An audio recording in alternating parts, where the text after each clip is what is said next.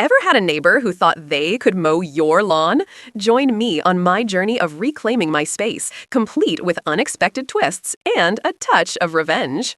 I had this neighbor who thought my lawn was part of his territory. You know, the space between my driveway and his house. It was a little patch of grass that I cherished. The previous owner, my landlord, didn't mind him mowing it, but I did. One sunny afternoon, I saw him trimming the grass again. I decided it was time to clear things up. I walked over with the city planning map in hand. I pointed out that my lawn stretched right up to 3 feet from the side of his house. He looked surprised. "I always thought this was mine," he said, shrugging it off. "I thought we had an understanding." To make my point clearer, I planted some perennials in that area.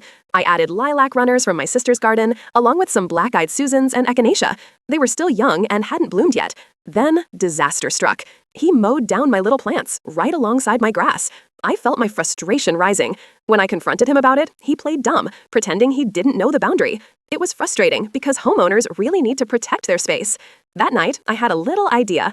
Armed with shears, I snipped the stems of the beautiful purple allium flowers he had planted in front of his porch, right in the middle, so it would be obvious. I watched from my kitchen the next morning as he stepped out with his coffee. His expression shifted when he noticed his flowers lying on the ground. He never mentioned it, and never touched my lawn again. Later, I discovered an iron rebar marker buried just under the grass from an old survey. I showed it to him, but it wasn't the end.